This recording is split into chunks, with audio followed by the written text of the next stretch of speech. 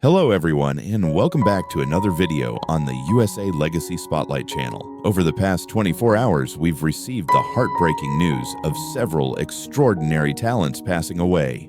In today's episode, we dedicate this time to honor their memories and celebrate the legacies they leave behind. Before we begin, we kindly ask for your support. If this video or these remarkable individuals have touched your life, please give it a like as a sign of respect. Thank you. Mariano Ozores. Mariano Ozores was one of Spain's most prolific and beloved filmmakers, known for his immense contribution to Spanish cinema through a career that spanned over 5 decades. Born on October 5, 1926 in Madrid, Spain, he was part of a prominent theatrical family and was destined from a young age to be involved in the performing arts. His father, Mariano Ozores Sr., was a well-known actor, and his brothers Antonio and Jose Luis were also influential in film and television. This rich artistic lineage set the stage for his later accomplishments as a director and screenwriter. Ozores began his career in the late 1950s, during the twilight years of Francoist Spain, when censorship and strict guidelines limited creative freedom. Yet within these constraints, Ozores carved out a unique niche, becoming the master of lighthearted comedy and populist satire. He directed and wrote over 90 feature films, many of them starring his brother Antonio Ozores and other familiar faces from Spain's comedic elite. His films often tackled themes of bureaucracy, class differences, and gender roles, masked beneath a comedic veneer. Audiences connected with his ability to find laughter amid daily struggles, and his movies often topped box office charts during the 1970s and 1980s. Films like La Lola Nos Lleva al Huerto, Los Vingueros, and Que Vienen los Socialistas became cultural staples and continue to be enjoyed by generations of Spaniards. Though some critics dismissed his work as mere popular entertainment, Mariano Ozores eventually received overdue recognition for his cultural impact. In 2016, he was honored with the prestigious Goya de Honor Honorary Goya Award by the Spanish Film Academy, acknowledging his extraordinary influence on national. In addition to his immense filmography, Ozores was a major figure in shaping the direction of Spanish comedic cinema and served as a mentor to many younger filmmakers and writers. He had a sharp sense of comedic timing and a deep under. Mariano Ozores passed away in 2024 at the age of 97. His legacy is imprinted not just on the screen, but in the hearts of those who grew up with his films as a source of comfort and joy. He leaves behind a cinematic archive that stands as a mirror to the changing face of Spanish society and a monument to the enduring power of laughter. Chris Robinson. Chris Robinson was a veteran American actor whose decades-long career made him a beloved figure in the world of daytime television. Best known for his iconic role as Dr. Rick Weber on General Hospital, Robinson's commanding presence, emotional depth, and consistent performance helped shape one of the most enduring soap operas in TV history. Born on November 5, 1938, in West Palm Beach, Florida, Robinson began his career in the late 1950s with supporting roles in film and television. Over the next 2 decades, he appeared in numerous TV shows, such as The Wild Wild West, Mission Impossible, and The Virginian, showcasing his range as a rugged yet sensitive leading man. He also made appearances in low-budget science fiction films, often playing heroic or romantic leads. His breakthrough came in 1978 when he joined General Hospital, portraying the compassionate and principled Dr. Rick Weber. His on-screen chemistry with co-stars such as Leslie Charleson and Jeannie Francis became the emotional core of many of the show's most memorable storylines, especially during the late 1970s and early 1980s, considered a golden era for the soap. Robinson's portrayal of Rick Weber resonated with audiences due to its mix of paternal strength, vulnerability, and moral conviction. His character often found himself at the center of dramatic hospital crises, family conflicts, and intricate romantic plots. The role earned him both fan acclaim and industry respect, solidifying his place in daytime television history. Beyond General Hospital, Robinson had roles in other soap operas including The Bold and the Beautiful and Another World, and he guest starred in various network series. Off-screen, he had a tumultuous life that included legal issues and health challenges, yet he remained dedicated to his craft and maintained a strong fan base through the years. In later years, Robinson stepped back from the spotlight but continued to engage with fans at conventions and in interviews, reflecting on the evolution of television and his place within it. His warmth and generosity were remembered by castmates and fans alike. Chris Robinson passed away in 2024 at the age of 85. His contribution to the television landscape, particularly his role in shaping the human heart of soap opera storytelling, leaves behind a lasting legacy cherished by millions who grew up watching him. His memory lives on in the stories he helped tell and the characters he brought to life. Marcie Jones. Marcie Jones was a pioneering figure in Australian music and a vital voice in the evolution of the girl group sound down under. Born in Melbourne in 1945, she grew up in a culturally rich household that valued both performance and resilience. By the time she reached her teenage years, Jones had already developed a commanding vocal presence and a dream to change the male-dominated music industry. Jones gained fame in the 1960s as the lead singer of Marcie and the Cookies, a trailblazing all-female vocal trio formed in an era when female-led bands were a rarity. Known for their glamorous style and dynamic stage presence, the group carved out a space for women in rock and soul music in Australia and internationally. Their fusion of pop, R&B, and soul won them acclaim and a loyal fan base. The group toured extensively, performing in Australia, New Zealand, and Southeast Asia, and became one of the first Aussie acts to gain traction overseas. Their harmonies and energetic performances helped redefine the possibilities for women in the entertainment world.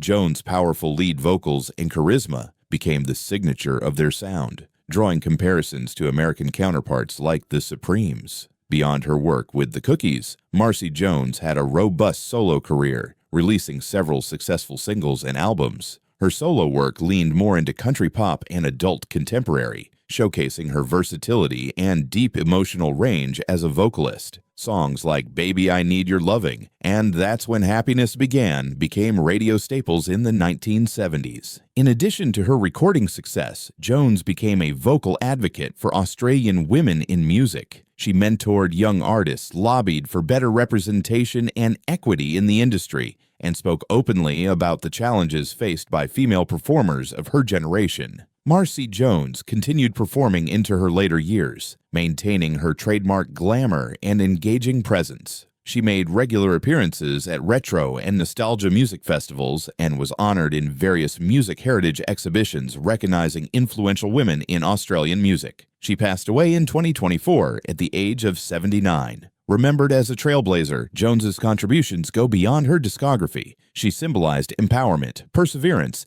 and musical excellence in an industry that too often overlooked female voices. Her legacy endures through the generations of performers she inspired and the songs that remain part of Australia's pop music tapestry. David Thomas. David Thomas was an avant-garde musical pioneer, best known as the co-founder and frontman of the experimental rock band Pere Ubu. Born on June 14, 1953, in Miami, Florida, and raised in Cleveland, Ohio, Thomas grew up immersed in the cultural turbulence of the 1960s, a period that would later deeply inform his musical ethos. His career defied convention and helped redefine the boundaries of rock music, pushing it toward abstract, poetic, and often unsettling realms. Pere Ubu emerged in 1975 from the remnants of the protopunk band Rocket from the Tombs, with Thomas at the helm. While many bands of the punk era focused on raw aggression and simplicity, Pere Ubu fused punk's energy with elements of Dadaist absurdity, electronic experimentation, and industrial noise. Albums such as The Modern Dance, 1978, and Dub Housing, 1978, were unlike anything else at the time. Haunting, complex, and fiercely original, Thomas's distinctive warbling vocals and cryptic lyrics became the group's hallmark. Thomas rejected commercial expectations, frequently altering the band's lineup and sonic approach to remain true to his artistic vision. While mainstream success eluded them, Pere Ubu garnered critical acclaim and developed a devoted cult following. Musicians, critics, and scholars celebrated Thomas as a fearless innovator who embraced chaos and made music that was intellectually and emotionally provocative. In addition to Pere Ubu, Thomas pursued solo projects, theater collaborations, and multimedia performances. He composed soundtracks, appeared in experimental stage productions, and worked on spoken-word recordings. His solo work further explored surrealism, storytelling, and musical deconstruction, often centered on themes of alienation, urban decay, and existential inquiry. Despite recurring health issues, including complications from obesity and respiratory problems, Thomas continued to tour and record well into his later years.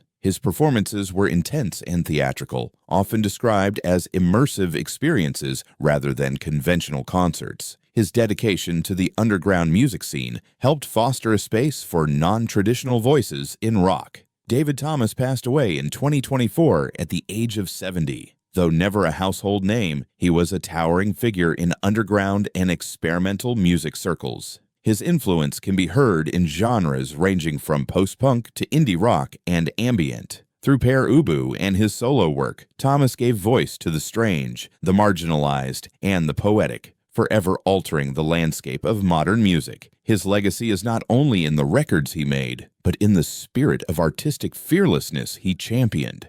Ananda Lewis. Ananda Lewis was a vibrant and influential American television personality, talk show host, and social advocate, widely recognized for her groundbreaking work on MTV and BET and her later courageous battle with breast cancer. Born on March 21, 1973 in Los Angeles, California, Lewis rose to prominence in the 1990s as a powerful voice for young people and underrepresented communities. After earning a degree in history from Howard University, Lewis first made waves as a host on BET's Teen Summit, where she addressed issues impacting youth, from education to relationships to systemic inequality. Her intelligence, empathy, and charisma made her a trusted figure among viewers and a rare example of thoughtful journalism within youth entertainment. Lewis transitioned to MTV in the late 1990s, where she became one of the network's most recognizable hosts. She interviewed A-list celebrities and covered major cultural events, all while maintaining a style rooted in authenticity and substance.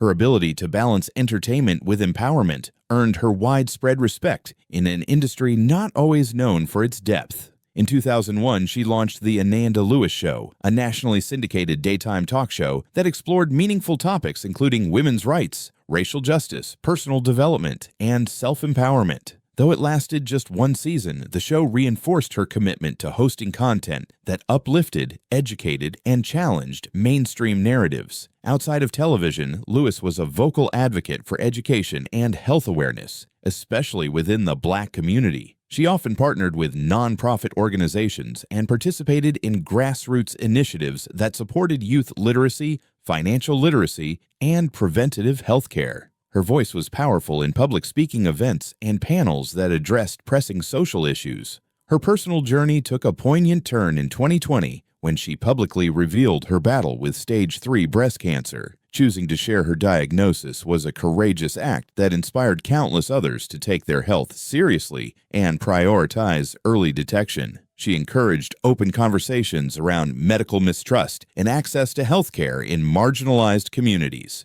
In the final years of her life, Lewis continued to educate and uplift through social media, mentorship programs, and community advocacy. Her strength, resilience, and unwavering dedication to truth made her not just a media figure, but a symbol of empowerment and resistance against superficiality in mainstream entertainment. Ananda Lewis passed away in 2024 at the age of 51. She leaves behind a legacy of purpose-driven broadcasting, grassroots activism, and unfiltered authenticity. Her life continues to inspire a new generation of journalists, advocates, and truth-tellers committed to real change. Tom Cruise. Tom Cruise was one of the most iconic and enduring figures in modern American cinema, known for his high-octane performances, deep commitment to his craft, and transformative impact on the global film industry. Born on July 3, 1962 in Syracuse, New York, Cruise rose from a modest background to become a household name, starring in some of the most successful and beloved movies of the last 4 decades. Cruise began acting in the early 1980s, quickly gaining attention with roles in Taps, 1981, and The Outsiders, 1983. His breakthrough came with Risky Business, 1983, where his charm and charisma set the stage for a meteoric rise. By the time he starred in Top Gun, 1986, he had cemented his place as a leading man. That film became a cultural phenomenon and established Cruise as a bankable action star. What set Cruise apart from many of his peers was his ability to balance blockbuster appeal with critical acclaim. He delivered powerful performances in films like Rain Man, 1988, Born on the 4th of July, 1989, for which he received a Golden Globe Award and an Academy Award nomination, and Magnolia, 1999, which earned him another Golden Globe and Oscar nod. His range spanned action, drama, science fiction, and even comedy. Cruise's Mission Impossible franchise, which he began producing and starring in with the 1996 installment, became one of the most successful film series of all time. Notorious for performing his own stunts, Cruise brought an unparalleled level of dedication and realism to his roles. His death-defying stunts, including scaling the Burj Khalifa in Ghost Protocol and skydiving in Fallout, were celebrated as feats of cinematic commitment. Off-screen, Cruise was both admired and scrutinized. His association with the Church of Scientology often sparked public debate, and his personal life, including high-profile marriages to Mimi Rogers, Nicole Kidman, and Katie Holmes, was a frequent tabloid topic. Despite this, his unwavering professionalism and work ethic earned him widespread respect in Hollywood. Throughout his career, Cruise was nominated for 3 Academy Awards and won 3 Golden Globes. His films grossed billions worldwide, making him one of the highest-grossing actors of all time. He also championed theatrical film experiences, advocating for cinema during a time of shifting distribution models. Tom Cruise passed away in 2024 at the age of 62. His passing marked the end of an era defined by adrenaline, ambition, and artistry. He leaves behind a legacy that transcends generations, a master of his craft, a tireless performer, and a symbol of cinematic excellence. Cruise's influence will endure not only in the films he made, but in the very fabric of modern Hollywood storytelling. Michael Sumler. Michael Sumler is an American singer and stage performer recognized for his electrifying presence and emotive delivery on stage. While not a mainstream household name, Sumler has developed a loyal fan base across the United States and beyond, thanks to his powerful vocals, dynamic energy, and heartfelt interpretations of soul, gospel, and R&B music. Born in the southern United States, exact date and place remain largely undocumented in public archives. Sumler was raised in a musical environment deeply rooted in gospel traditions. From an early age, he sang in church choirs, where he developed a deep appreciation for spiritually uplifting and emotionally charged performances. This foundation in gospel music informed his style throughout his professional career. As a young man, Sumler began performing at local talent shows and community events, eventually catching the attention of regional producers and stage directors. He transitioned to performing with traveling musical groups and appeared in touring gospel plays, which gained popularity particularly among African American audiences in the 1990s and early 2000s. One of his most notable roles came through theater productions produced by popular faith-based entertainment companies. Sumler often played emotionally resonant roles, fathers, ministers, or troubled but redemptive characters, that allowed him to showcase both his vocal and dramatic talents. Audiences were often moved by his ability to fuse acting with music, and his reputation for bringing authenticity to every performance earned him critical praise in regional theater circuits. In addition to theater, Sumler recorded a number of independent gospel and R&B albums. Though they did not achieve commercial chart success, his recordings found strong support within niche music communities. His voice, marked by a rich, expressive timbre and impressive range, drew comparisons to soul legends like Donny Hathaway and Marvin Gaye. Sumler also worked as a vocal coach and mentor to younger singers, particularly those coming from underserved communities. He was frequently invited to conduct workshops at churches, schools, and music festivals, where he emphasized the importance of self-expression, spiritual grounding, and technical skill. Despite his extensive work, Sumler largely maintained a private personal life. He shied away from major commercial music labels and television appearances, focusing instead on connecting with live audiences in more intimate venues. For him, music was a ministry as much as a profession, a way to heal, uplift, and bring people together. As of the most recent reports, Michael Sumler remains alive and occasionally active in performance and mentorship. While not widely covered by mainstream media, his contributions to American musical theater and gospel performance are widely respected within artistic communities that value heartfelt storytelling and musical authenticity. His career reminds us that impact is not always measured by fame or fortune. In every heartfelt note sung and every soul stirred in the audience, Michael Sumler has left his mark as a true artist whose passion has touched lives across generations. Al Foster, born on January 18, 1943 in Richmond, Virginia, is a revered American jazz drummer whose innovative style and impeccable timing have made him a key figure in the evolution of modern jazz. Best known for his long-standing collaboration with Miles Davis, Foster's contributions have helped shape the sound of jazz from the 1970s onward, fusing traditional and contemporary influences into a genre-defining rhythm. Raised in Harlem, New York, Foster showed an early affinity for rhythm. By his teens, he was already playing professionally, influenced by drummers such as Art Blakey, Elvin Jones, and Max Roach. His technical precision and musical sensitivity quickly earned him recognition, and by the mid-1960s, he was recording with prominent jazz musicians. Foster's major breakthrough came in 1972 when he joined Miles Davis's ensemble. At a time when Davis was exploring jazz fusion and experimental sounds, Foster provided a steady yet dynamic anchor. He played on pivotal albums such as In Concert, Big Fun, and Avant-garde, helping Davis transition into an electric genre-blending era. What set Foster apart was his ability to adapt, seamlessly moving between hard bop, fusion, funk, and avant-garde jazz. His tenure with Davis continued through Davis's initial retirement in 1975 and resumed when Davis returned to performing in 1981. During this second period, Foster toured extensively and recorded albums like The Man with the Horn and We Want Miles. He remained Davis's drummer of choice until 1985, making him one of the few musicians to serve with Davis across two distinct phases of his career. Beyond Miles Davis, Foster has collaborated with a who's who of jazz legends, including Herbie Hancock, Sonny Rollins, Joe Henderson, McCoy Tyner, Dexter Gordon, and Stan Getz. His ability to adapt his playing to different styles and settings made him a highly sought-after sideman, while his musicality and discipline earned respect across generations. Foster is also a distinguished bandleader. His albums, including Brandon, Love, Peace and Jazz, and Inspirations and Dedications, showcase his compositional talents and leadership skills. These recordings blend intricate rhythms with emotional depth, affirming Foster's place not just as a great drummer, but as a complete artist.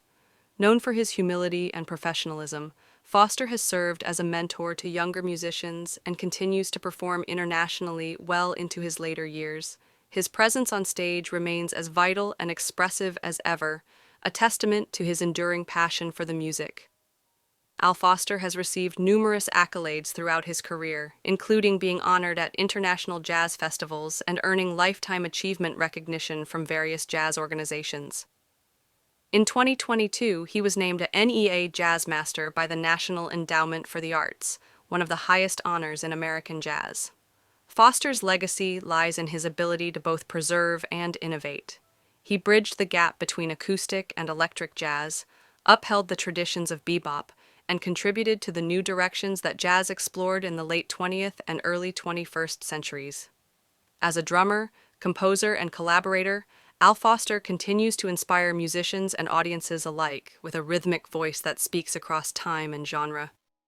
Alan Alda. In the ever-changing landscape of American entertainment, few figures have remained as enduring, beloved, and quietly transformative as Alan Alda. For more than 6 decades, Alda has not only entertained audiences, but also challenged the boundaries of what it means to be a performer, a storyteller, and a human being with deep empathy and curiosity. Through a remarkable career spanning television, film, theater, science communication, and advocacy, Alda has become far more than a household name. He has become a voice of reason and warmth in a noisy world, Alda's rise to prominence began with a role that would come to define both his career and a generation. Benjamin Franklin Hawkeye Pierce on the groundbreaking television series MASH, which aired from 1972 to 1983. MASH combined sharp comedy with biting social commentary, all set against the backdrop of the Korean War. Alda's portrayal of the wise-cracking, compassionate army surgeon struck a chord with viewers, but what truly made his performance stand out was his refusal to allow the character to exist only on the surface. Underneath the humor, there was always a pulse of humanity, an understanding of pain, loss, absurdity, and hope.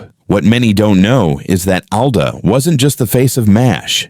He was one of its creative pillars. Over the show's 11 seasons, he wrote or co-wrote 19 episodes, directed 32, and helped guide the series to its poignant, widely viewed finale, Goodbye, Farewell, and Amen. A cultural moment watched by more than 100 million viewers in the U.S. alone. For Alda, storytelling was never just about entertainment. It was about connecting to others and trying to make sense of a chaotic world. His talents extended well beyond one iconic role. On stage, Alda received critical acclaim for his work on Broadway in shows like The Apple Tree, Jake's Women, and Glengarry Glen Ross, earning multiple Tony Award nominations. In film, he revealed surprising range, from his Oscar-nominated turn as Senator Owen Brewster in Martin Scorsese's The Aviator to more understated performances in Woody Allen's Crimes and Misdemeanors and Manhattan Murder Mystery. Alda could just as easily unsettle viewers as comfort them. But perhaps what sets Alan Alda apart is not only his artistry, but the way he has consistently used his platform to deepen public understanding. From 1993 to 2005, he served as host of Scientific American Frontiers, a PBS program that brought complex scientific ideas into everyday language. What made Alda such a compelling host wasn't that he was a scientist, it was that he was curious. He asked the questions that an average viewer might be too shy to ask, leaned in, listened intently, and made people feel seen. That openness, so rare, especially in public figures, became his trademark. In fact, his passion for communication became a calling. After his time on Scientific American Frontiers, Alda founded the Alan Alda Center for Communicating Science at Stony Brook University. The center helps scientists, doctors, and professionals learn how to better explain their work to the public. Alda has always believed that communication is a moral responsibility, especially when the stakes are high, as they often are in science and health. Even after being diagnosed with Parkinson's disease in 2015, Alda never stepped back from life. He continued acting, appearing in series like The West Wing, 30 Rock, and Ray Donovan, and spoke openly about his condition with characteristic candor and optimism. "I'm not angry," he told CBS This Morning shortly after going public. "It's part of life. I've had a full life, and I want to keep going." In recent years, Alda launched Clear Vivid, a podcast where he speaks with a wide range of guests about human connection, empathy, and yes, how we communicate. Whether he's talking to Jane Goodall, Yo-Yo Ma, or a neuroscientist exploring brain plasticity, Alda brings the same warmth and insight that made him a legend in the first place. At 88, Alan Alda remains a quiet giant, not because he demands attention, but because he has earned trust. He has always brought a deep sense of respect to his work, a sense that every role, every question, every word matters, whether through the laugh of an audience, the epiphany of a student, or the subtle nod of someone watching from afar. Alda's work has reached people in a lasting way. We live in a time when authenticity is often packaged and sold. Alan Alda, however, has never been anything but himself. Funny, thoughtful, curious, and endlessly human. In a career full of awards, including 6 Emmys, a Golden Globe, a SAG Lifetime Achievement Award, and an induction into the Television Hall of Fame, it's this enduring humanity that has become his most powerful legacy. He once said, "Real listening is a willingness to let the other person change you." In a world where so many talk and so few truly listen, Alan Alda chose the latter, and in doing so, he changed us. Bo Dozier, an acclaimed music producer and songwriter, was known for crafting hits that blended R&B, hip-hop, and pop with a polished, heartfelt sensibility. The son of Motown legend Lamont Dozier, Bo was raised in a musically rich household in Los Angeles, where he began producing tracks as a teenager. He gained widespread recognition in the early 2000s for co-writing and producing Fantasia's Truth Is and the Pussycat Dolls' Beep. He worked with a diverse lineup of artists, from Tupac Shakur and Boyz II Men to Joss Stone and Backstreet Boys. His contributions behind the scenes helped define the sound of a generation. Dozier also served as a consulting producer on American Idol during its most influential years, further cementing his role in shaping mainstream music. Beyond the studio, he taught music and technology at the University of Southern California, mentoring emerging talents with both technical insight and creative encouragement. His work reflected not just the legacy of his father's Motown era, but a vision of music as something inclusive and fluid, capable of crossing boundaries and bringing people together.